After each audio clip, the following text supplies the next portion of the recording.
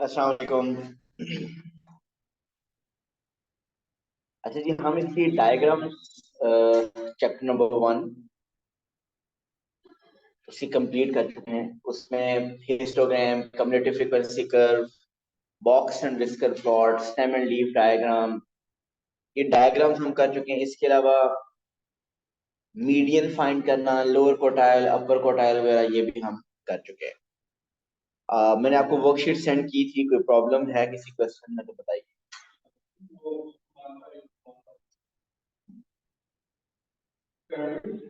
Standard deviation अभी हमने नहीं, वो हमने करनी है, वो हाफ चैप्टर तकरीबन वो रहता है।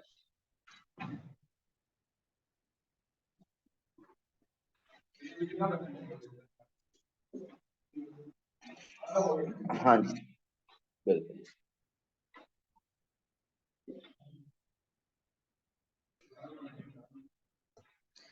आज में स्टैंडर्ड डेविएशन जो है बेसिकली रिमेनिंग 50% पोर्शन वही है। इसमें मीन और मीडियन हम सॉरी मीन और स्टैंडर्ड डेविएशन करेंगे। मीन आता है बिल्कुल, वो बार बार वो भी आएगा, मीन भी कैलकुलेशन करते हुए थोड़ा सा समझ में आ पाएंगे। सो मीन और स्टैंडर्ड डेविएशन का हमारा रिमेनिंग 50% है। और जिस दिन वो करेंगे वो मीन सारे फार्मूलाज हैं, वो एक दिन में भी शायद हो सकता है हो जाए। थोड़ी सी प्रैक्टिस करते हुए 2-3 दिन लग सकते हैं। और आज जो मैं करूंगा, आज मैं कुछ 1 मार्क वाले क्वेश्चन के ऊपर फोकस करूंगा। अक्सर 1 मार्क के क्वेश्चन पेपर में जो आते हैं उनको कैसे डील करना है, इसमें कुछ ऐसे क्वेश्चन आते हैं। ओके जी, जरा देखते जाइए। मेजर ऑफ सेंट्रल टेंडेंसी क्या होता है?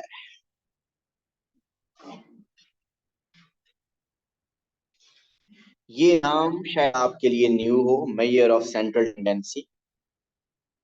लेकिन मेजर ऑफ सेंट्रल टेंडेंसी किसको कहते हैं? मीन, मीडियन एंड मॉड को कहते हैं।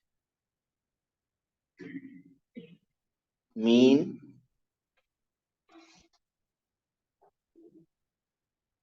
Median and mod. ये जो मीन, मीडियन, मॉड जो आप ओ लेवल से करते आ रहे हैं, इनको ओवरऑल सेंट्रल टेंडेंसी कहते हैं। इसी तरह एक होता है मेजर ऑफ स्प्रेड।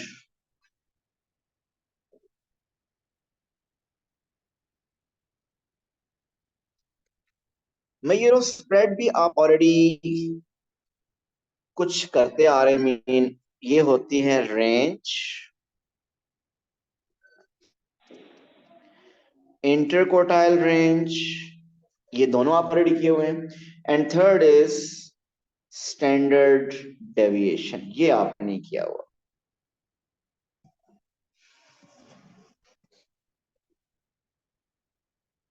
अगर किसी डाटा में कहता है कि measure of central tendency find करें, इसका मतलब आपको mean, median and mod find करना है। और अगर किसी क्वेश्चन में मेजर ऑफ स्प्रेड फाइंड करना है, इसका मतलब आपको रेंज, इंटर क्वार्टाइल रेंज या स्टैंडर्ड डेविएशन फाइंड करना है।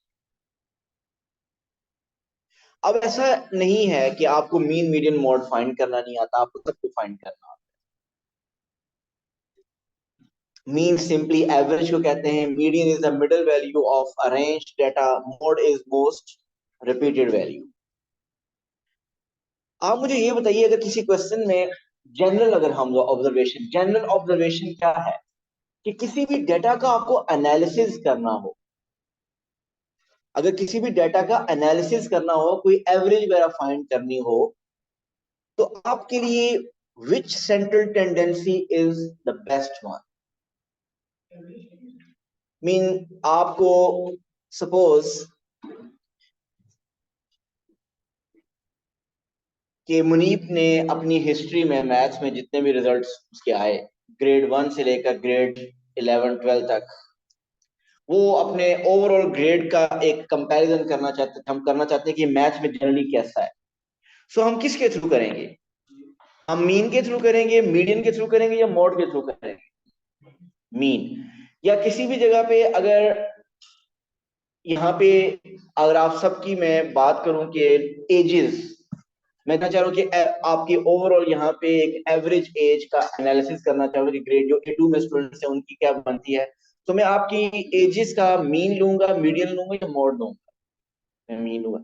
So generally out of these three central tendencies, mean, median and mod में से the best central tendency is the mean, जो किसी भी डेटा को डिस्क्राइब करती है।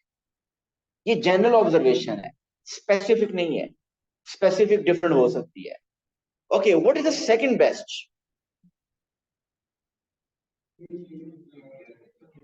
मीडियन सेकंड बेस्ट है, और थर्ड बेस्ट आप कह सकते हैं कि मॉड है, क्योंकि मॉड तो मोस्ट रिपीटेड वैल्यू होती है, वो तो इनिशियल वैल्यू भी हो सकती है और एंड वाली वैल्यू भी हो सकती है। लेकिन मीन के बाद जो सेकंड बेस्ट है वो मीडियन बनती है। इसकी मैं थोड़ी सी फर्दर डिटेल में जाना चाहता हूँ। ये जनरल ऑब्जर्वेशन है कि किसी भी डेटा को डिस्क्राइब करना है तो मीन बेस्ट डिस्क्राइब करता है, सेकंड बेस्ट मीडियन डिस्क्राइब करता है, और थर्ड बेस्ट मॉड डिस्क्राइब करता है। लेकिन स्पेसिफिक किसी डेटा में ऐसा जरूरी नहीं है। एग्जाम्पल देखिए, मैं यहाँ पे अगर मार्क्स लिखूं अहमद के, उनके मैथ के मार्क्स, उनके मैथ मार्क्स हैं 82, 95, 93, 81, 91 एंड 13। अब यहाँ पे मैं अगर अहमद के डेट के रिजल्ट का एक एनालिसिस करना चाहता हूँ, मैं पता चलाना चाहता हूँ कि मैथ का इनका रिजल्ट कैसा है, ये मैथ में कैसे हैं, तो यहाँ पे क्या इनका मीन लेने से मुझे बेस्ट आइडिया हो जाएगा कि इनका मैथ कैसा है? पहले वाले को या आखिरी वाले को? लास्ट वाले को निकाल दें, इन्होंने कहा कि लास्ट वाले को निकाल दें, आपको पता चल जाएगा इनका मैथ कैसा है। क्योंकि जनरली हम ये समझ आ रहा है, एक और वैल्यू और ऐड कर लेता हूँ, 88 कर लेता हूँ। जनरली हमें ये पता है कि इनके मार्क्स 80s और 90s में आ रहे हैं, जनरली ऐसे ही है। लेकिन किसी एक दफा इनका पेपर अच्छा नहीं हुआ, पेपर अच्छा ना होने की बहुत सी रीजन हो सकती हैं, जो कि आजकल हम देते हैं कि बीमार हो गया था, ये हो गया था, उधर चला गया था, इधर चला गया था, तो बहुत सी रीजन होगी, तो उसमें एक रीजन हो सकती है। लेकिन इस रिजल्ट को देख के पता चल रहा है कि ये 80 और 90 वाला स्टूडेंट है। लेकिन अगर इसका मैं मीन फाइंड करूं, तो इनका मीन, इनकी एवरेज अगर मैं फाइंड करूं, तो इनका रिजल्ट 70s में आ जाएगा या 68 पे आ जाएगा। सो यहाँ पे मीन इस स्पेसिफिक डाटा में, मीन इस डाटा को बेस्ट डिस्क्राइब नहीं कर रहा। यहाँ पे बेस्ट डिस्क्राइब क्या करेगा? मीडियन। यहाँ पे बेस्ट क्या डिस्क्राइब करेगा? मीडियन। मोड तो इसका है ही नहीं, कोई वैल्यू रिपीट नहीं हो रही ना, मोड तो इसका है ही नहीं, खैर। सो मोड तो out of question. So out of median and mean, यहाँ पे median will best describe this data. And why not mean? अगर आपसे पूछा जाए कि क्यों मीन इस डाटा को अच्छा डिस्क्राइब नहीं कर रहा, बिकॉज ऑफ दिस वैल्यू 13। और इस वैल्यू 13 को हम क्या कहते हैं? इस 13 वैल्यू को हम आउटलायर कहते हैं। दिस इज, नहीं ऐसा नहीं करना, डाटा नहीं खत्म कर देना, ओरिजिनल डेटा नहीं, नहीं एक्सक्लूड नहीं करना, डाटा तो मेंटेन रहेगा ना। तो ये आपके पास आउटलायर है।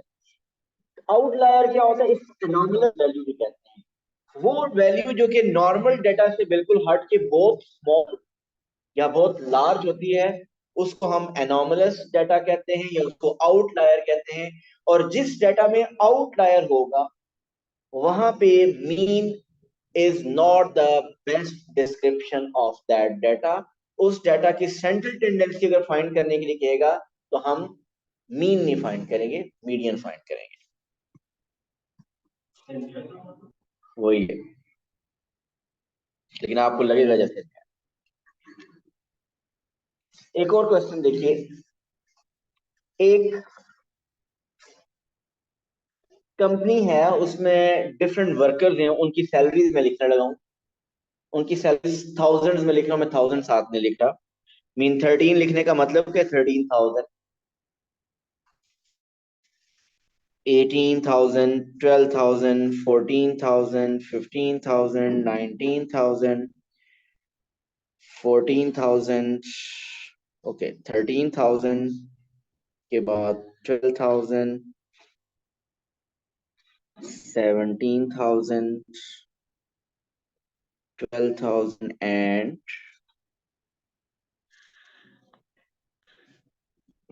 60,000।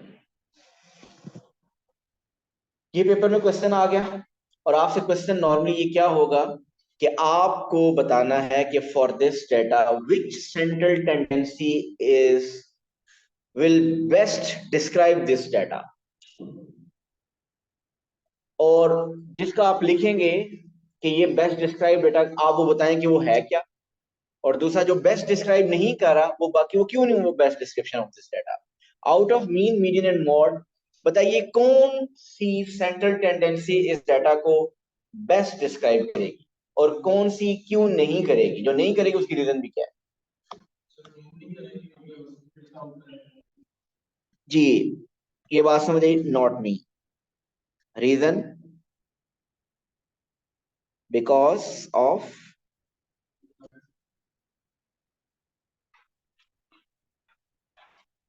कासिम क्या होता है आउटलायर?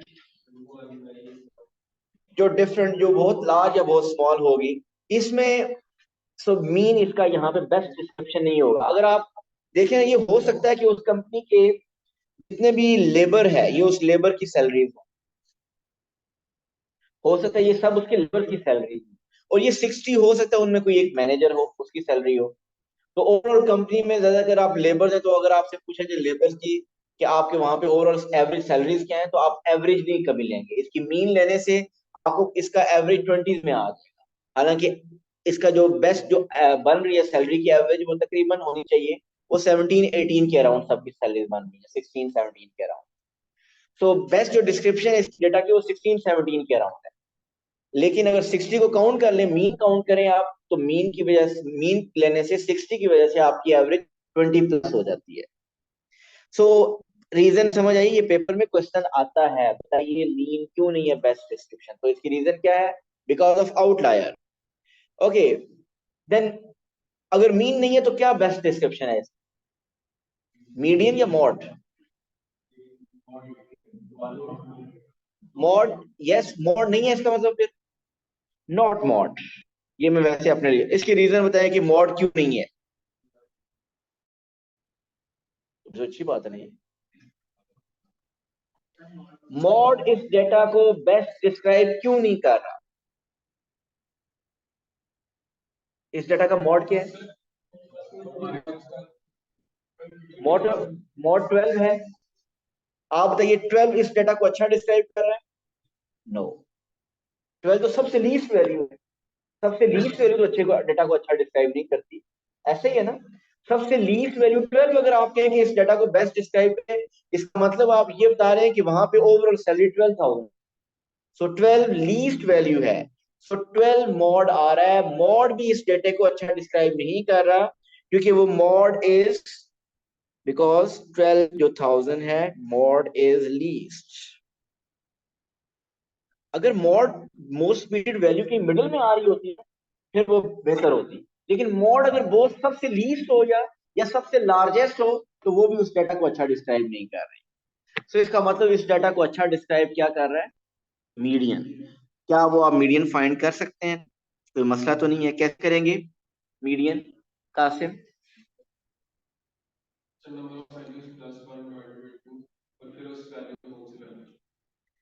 जी, ऐसे ही इस डाटा को अरेंज करेंगे आप। ये अरेंज नहीं है, इस डाटा को अरेंज करें और मिडिल वाली जो वैल्यू होगी वो मीडियन वैल्यू। ठीक हो गया? ओके।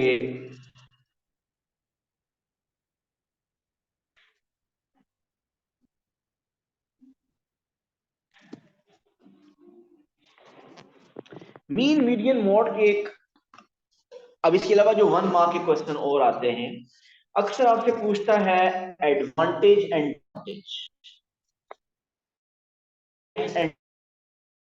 एडवांटेजेस हो गए और डीमेरिट्स एंड डिसएडवांटेजेस हो गए।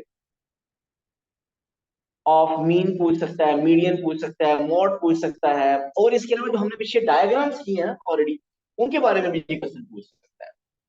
मुझे बताइए मीन का कोई एक मेरिट बताइए, कोई एक मेरिट जो पॉजिटिव पॉइंट, मेरिट भी पॉजिटिव पॉइंट होता है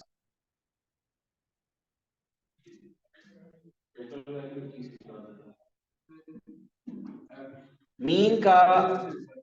sorry, closest closest best average देता है, बिल्कुल ठीक है। और कोई पॉइंट? मीन का एक पॉजिटिव पॉइंट ये है कि इसमें हर वैल्यू की वर्थ काउंट होती है, ऐसा है कि नहीं? मीन की कैलकुलेशन में हर वैल्यू को ऐड कर रहे होते हो, divide by number of value. So her value की अपनी वर्थ होती है इसमें। तो अगर आपके पास 20 वैल्यूज, तो हर वैल्यू का इम्पैक्ट आ रहा होता है मीन। वेयर ये डीमेरिट है, बन जाता है मीडियन का और मॉड का। मीडियन को कोई परवाह नहीं है कि राइट साइड वाला जो वैल्यूज है या लेफ्ट वाली वैल्यूज है क्या है। It is median is only concern with the middle way. और मोड किसके साथ कंसर्न है? जो मोस्ट रिपीटेड है, वो इनिशियल है, फाइनल है या मिडल वाली है, उससे कोई फर्क नहीं पड़ता। सो मीन की एक मेरिट है कि it is basically it shows the impact of each value. अच्छा, मीन का यही डीमेरिट भी हो सकता है, अगर उसमें आउटलायर हुआ तो ये उस मीन का एक नेगेटिव पॉइंट भी बन सकता है। ये जो मैं जितनी बातें बता रहा हूँ जनरली भी डिस्कस करें, लिखने की जरूरत की। मैं आपको कुछ स्लाइड्स भेजूंगा, उनके ऊपर सब लिखी होंगी। आप 10-15 मिनट लगाएंगे, उनको पढ़ लेंगे, तो ये आप पेपर में जो 1 मार्क का क्वेश्चन या 2 मार्क का क्वेश्चन आता है, आप कर लेंगे। ये सिर्फ अभी मैं डिस्कशन कर रहा हूँ। ओके, ये बताइए मॉड का कोई एक एडवांटेज। इजी टू कैलकुलेट, इससे आसान भी है, मॉड से ज्यादा इजी को कैलकुलेट करना कुछ नहीं है। सबसे बड़ी आसानी से कैलकुलेट किया जा सकता है।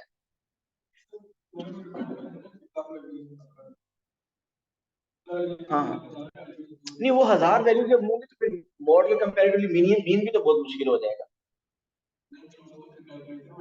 देखो, जब 1000 वैल्यू होगी तो नॉर्मली वो फ्रीक्वेंसी टेबल बना होता है, आप देखोगे सबसे ज्यादा फ्रीक्वेंसी किसके ऊपर आती है mod.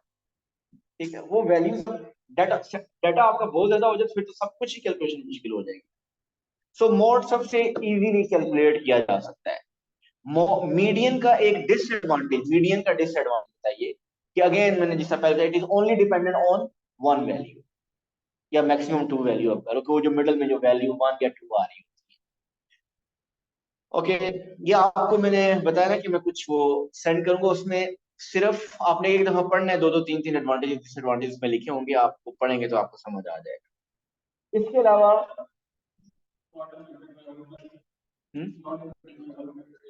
Yes, there is no impact of outlier on median. तो ये मीडियन का एक पॉजिटिव पॉइंट है कि मीडियन में अगर किसी डाटा में आउटलायर आ रहे हैं, कि कोई एनोमलस डाटा आ रहा है, एक डाटा में एक एनोमलस वैल्यू आ रही है बहुत बड़ी या बहुत छोटी, उससे डाटा के ऊपर, मीडियन के ऊपर कोई इम्पैक्ट नहीं आएगा। ओके, अब आते हैं जरा डायग्राम जो ऑलरेडी हम कर चुके हैं। जो डायग्राम ऑलरेडी हम कर चुके हैं उनमें से box and whisker plot, box and whisker plot का कोई एक मेरिट बताइए। बॉक्स एंड विस्कर डायग्राम याद है? उसका कोई एक मेरिट बताइए।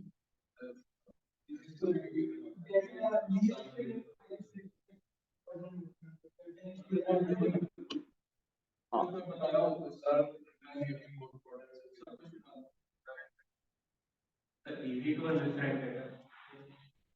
सही। वैसे सबसे आसान box and whisker diagram plot करनी है आउट ऑफ अदर, बाकी सबसे। अगर आपको ये पांचों इन्फॉर्मेशन हो तो प्लॉट करना सबसे ज्यादा इजी है। So easy to plot, it's 5 point summary. ये डायग्राम आपको उस डाटा की 5 पॉइंट समरी देती है। 5 point summary mean minimum, maximum, lower quartile, upper quartile and median. It gives you 5 point summary. और अगेन इसका डिसएडवांटेज क्या होता है कि इसमें सारा डेटा नहीं शो हो रहा, सिर्फ ये 5 वैल्यू शो हो रही होती है, इसके अलावा कोई वैल्यू शो नहीं। आपने जो डायग्राम की ये वाली, इसके बाद बॉक्स एंड विस्कर के बाद हमने की stem and leaf diagram. Stem and leaf diagram का एक एडवांटेज ये हो सकता है कि जब ये ड्रॉ हुआ होता है तो ये डेटा ऑलरेडी अरेंज्ड होता है। जब अरेंज होता है तो उसमें से मीडियन वगैरह फाइंड करना, लोअर क्वार्टाइल फाइंड करना इजी हो जाता है। और की अगर आपको समझ आ जाए तो आप उसको बड़े इजीली अंडरस्टैंड कर सकते हो। और बॉक्स एंड विस्कर का भी है और इसका भी, स्टेम एंड लीफ डायग्राम का, दोनों तरफ अगर टू सेट्स ऑफ डेटाज हो तो आप एक ही बॉक्स एंड एक ही स्टेम एंड लीफ डायग्राम पे ड्रॉ के बुक कंपेयर कर सकते हो। तो कंपैरिजन आपके लिए इजी हो जाएगा अगर स्टेम एंड लीफ डायग्राम दोनों का बनाओ। सो इस तरह की कुछ चीजें हैं जो कि आपके 1 मार्क समटाइम्स आती हैं। अब मैं आता हूं उसकी तरफ। एक हमने किया है measure of central tendency which is mean, median and mode, और एक है मेजर ऑफ स्प्रेड। ये भी नाम शायद आपने पहले सुना हो, लेकिन इस मेजर ऑफ स्प्रेड 3 टाइप्स का होता है। एक है रेंज, एक इंटरकोटाइल रेंज, एंड एक है standard deviation. Out of range, interquartile range and standard deviation, क्योंकि स्टैंडर्ड डेविएशन तो आपने भी किया ही नहीं है। वैसे होता क्या है स्टैंडर्ड डेविएशन?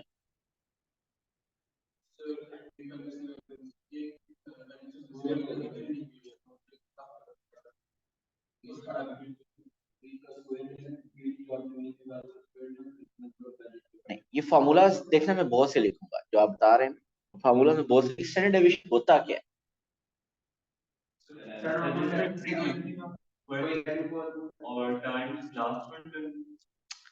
देखिए, मैंने कहा ना, जो आप मेथड बता रहे हैं ना कि स्टैंडर्ड डेविएशन कैलकुलेट कैसे करना है, ऐसे मैं ढेरों फॉर्मूलाज बताऊंगा और आप भी तंग आ जाएंगे। लेकिन होता क्या है, मैं ये पूछ रहा हूँ।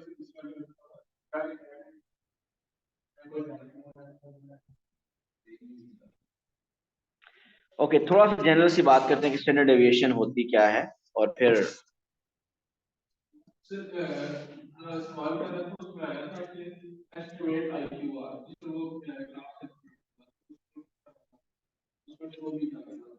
लोअर कोटाइल फाइंड करना था, अपर कोटाइल फाइंड करना था, उन दोनों के आंसर को माइनस करना था। हाँ जी, ग्राफ था ना कम्युलेटिव फ्रीक्वेंसी वाला। अच्छा, ये स्टैंडर्ड डेविएशन क्या होती है? It's simply deviation from the mean. कि कोई भी डाटा मीन से कितना डेविएट कर रहा है, उसको हम कहते हैं standard deviation. Standard deviation find कैसे करेंगे, ये आगे हम कुछ फॉर्मूलाज लिखेंगे, लेकिन अभी मैं जो एग्जांपल दे रहा हूं ये सिर्फ आपको अंडरस्टैंडिंग देना चाह रहा हूं कि स्टैंडर्ड डेविएशन होता क्या है। आप इस मेथड से, जो मैं भी कैलकुलेशन करने लगा हूं, इस मेथड से कभी आप स्टैंडर्ड डेविएशन कैलकुलेट नहीं किया करेंगे। सिर्फ मैं आपको एक आइडिया देना चाहता हूँ कि स्टैंडर्ड डेविएशन से जो आंसर आता है वो क्या शो करता है। तो देखिएगा, एक डाटा है जिसमें वैल्यूज हैं 10, 12, 8, 9, 7, 11, 14। ओके, इसमें हम कुछ भी कैलकुलेशन नहीं करेंगे, जस्ट एस्टिमेशन, जस्ट एस्टिमेट करें इसका मीन क्या होगा। कैलकुलेट यूज नहीं करना, एस्टिमेट करें। आपका गैस कहता है कि इसका मीन क्या होगा?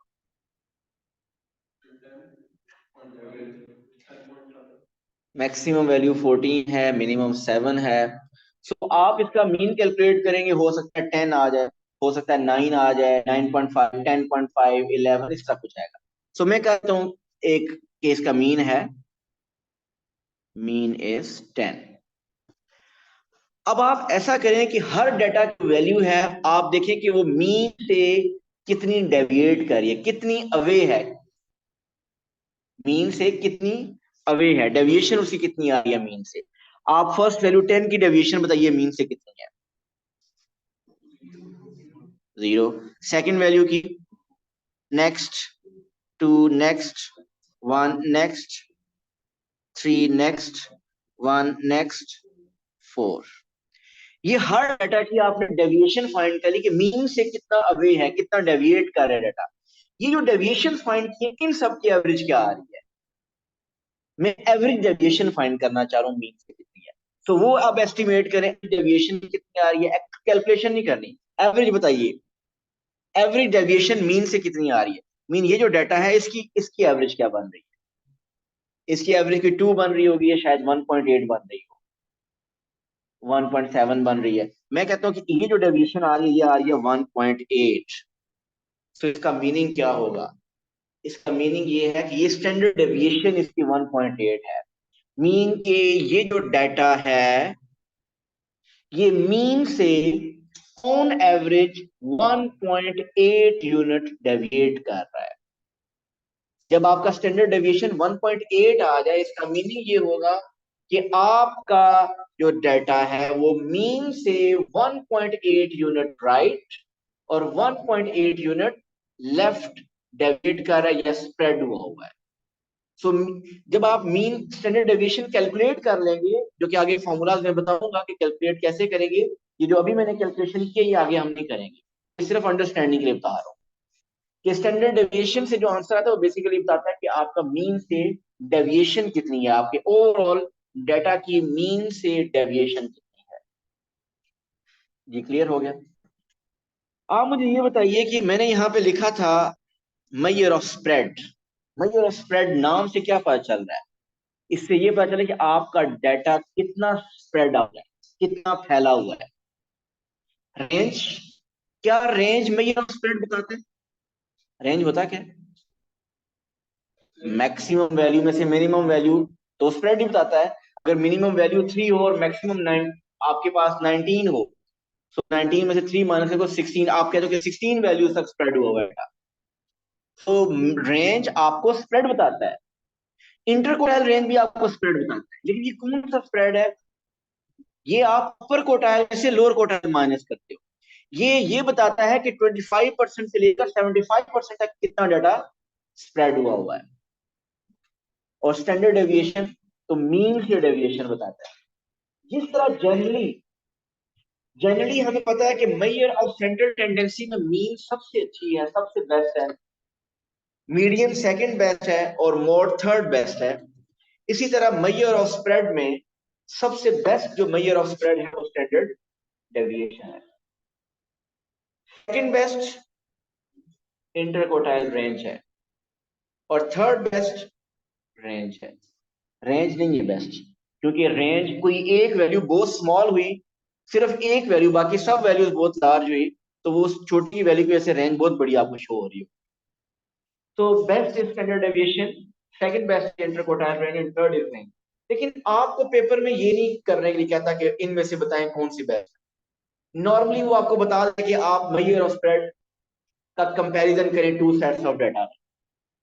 उस वक्त जो अवेलेबल इंफॉर्मेशन होगी उसके मुताबिक आप कर सकें। अगर आपके पास स्टैंडर्ड डेविएशन कैलकुलेट हुआ पार्ट वन में, आप स्टैंडर्ड डेविएशन के थ्रू बता दोगे। अगर इंटरकोटाइल रेंज कैलकुलेट हुआ तो उसके थ्रू बता दोगे, अदरवाइज रेंज के थ्रू बता दोगे।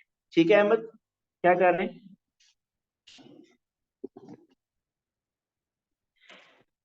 ओके, अब एक क्वेश्चन जरा लेते हैं।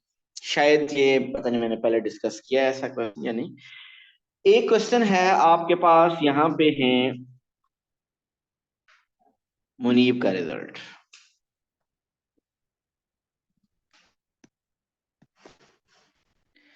मुनीब का जो रिजल्ट है वो किसी भी सब्जेक्ट में हो सकता है।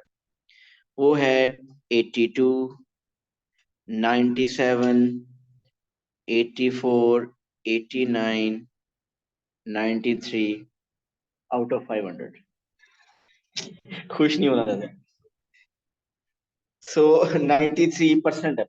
93, 96, 81, 89, ये है मुनीब का रिजल्ट।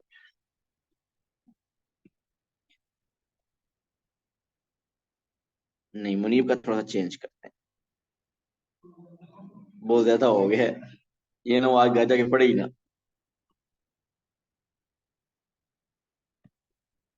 इनका एक रिजल्ट 21 मार्क्स का भी था, एक 47 भी था, एक 71 भी था, एक 64 भी था। ठीक है, ये है मुनीब का रिजल्ट। और अब आते हैं अहमद के रिजल्ट की तरफ। इनका रिजल्ट कुछ इस तरह से है: 18, 19, 17, 14, 21, 23, 18, 19। टोटल क्या करना है? ये रिजल्ट है अहमद और मुनीब के। क्वेश्चन ये है कि ये बताइए कि out of these two students Munib and Ahmad, who is consistent? Sir Ahmad के इतने कम मार्क्स क्यों लेके आपने? ओ यार अहमद आप भी हो। अहमद बहुत से हैं। मैंने यहाँ पे एक अहमद आया था जो कि कैलकुलेटर के साथ खेल रहा था, मैंने ये उस अहमद को ध्यान में रखा है। अब पता ओके नहीं ओके सर। आप मोबाइल के साथ ना खेल रहे हो कहीं घर बैठ। नहीं नहीं सर। जी, क्वेश्चन वाज कि हु इज मोर कंसिस्टेंट। तो कंसिस्टेंट कौन है कासिम इन दोनों में से? सीरियस?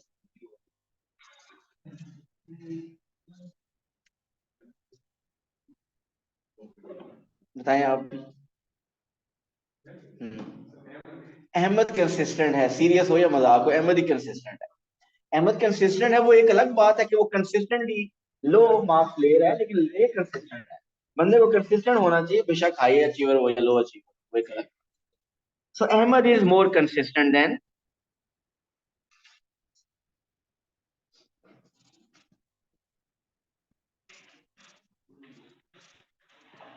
लेकिन अब इस डाटा में बहुत वेरिएशन, इसमें अहमद का बड़ा एक आइडियल सा डाटा रखा, मुनीब का भी मैंने देखा कि आप बहुत ज्यादा स्प्रेड हुआ था डाटा।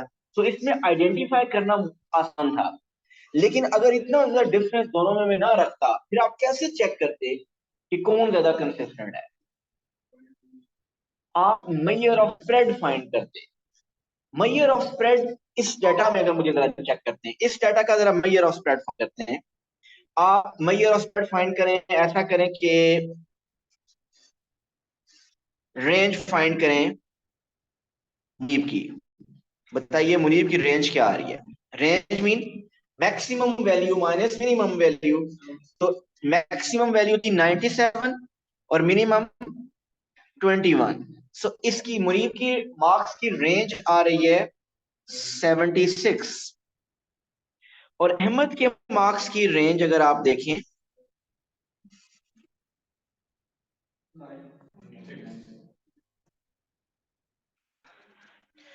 हाईएस्ट है 23 और लोएस्ट 14, सो इट इज 9। सो जिसकी रेंज स्मॉल आ रही है, इसका मतलब कि रेंज स्मॉल का मतलब 9 का मीनिंग क्या है कि 9 वैल्यूज हैं जिसके अराउंड उसका डाटा आपका स्प्रेड हुआ है। और मुनीब का रेंज आ रही है 76, मीन 76 वैल्यूज में उसका डाटा स्प्रेड हुआ है। वो 76 वैल्यू से 21 लेकर 97 तक डाटा स्प्रेड हुआ है। तो ज्यादा स्प्रेड किसका है? मुनीब का। मुनीब का स्प्रेड ज्यादा है, और अहमद का जो डाटा स्प्रेड है वो स्मॉल है। सो आप बताइए कंसिस्टेंसी कैसे चेक होगी? अगर कोई डाटा ज्यादा, उसका मेजर ऑफ स्प्रेड ज्यादा है, इसका मतलब that data is less consistent. अगर किसी का मेजर ऑफ स्प्रेड स्मॉल है, इसका मतलब दैट इज मोर कंसिस्टेंट। तो इसको हम लिखेंगे स्मॉल, एक स्मॉल रेंज और इंटरक्वार्टाइल रेंज और स्टैंडर्ड डेविएशन। अगर स्मॉल रेंज हुई या इंटरक्वार्टाइल रेंज हुई या स्टैंडर्ड डेविएशन हुई, इसका मतलब डेटा इज मोर कंसिस्टेंट।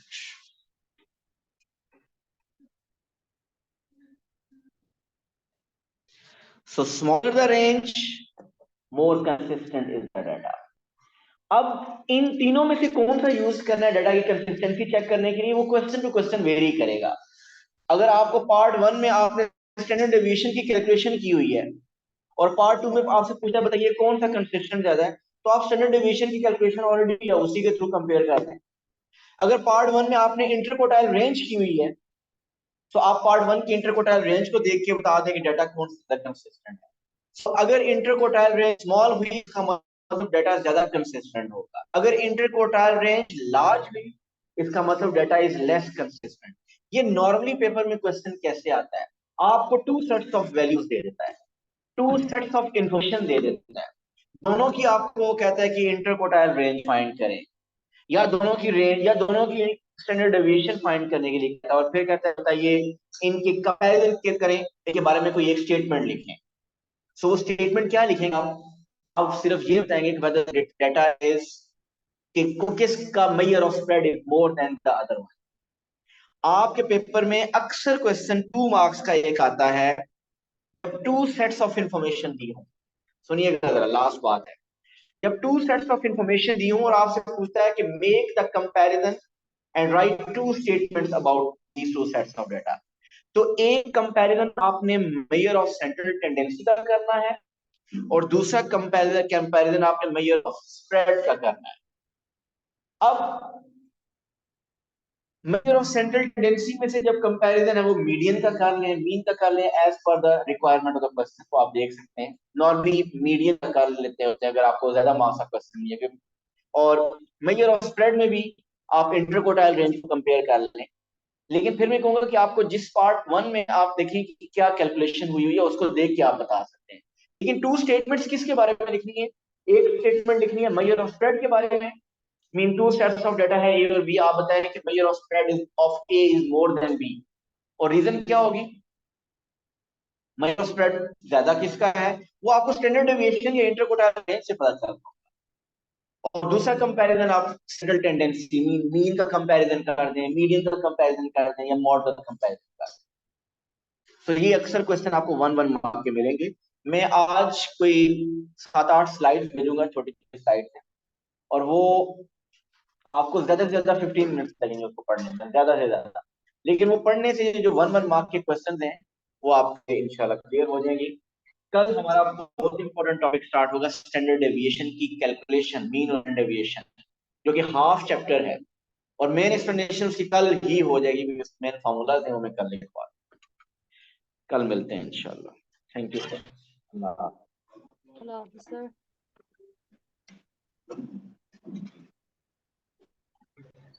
जी हादिया कुछ कहें आप? नहीं नहीं सर, अल्लाह हाफ़िज़। अल्लाह हाफिज।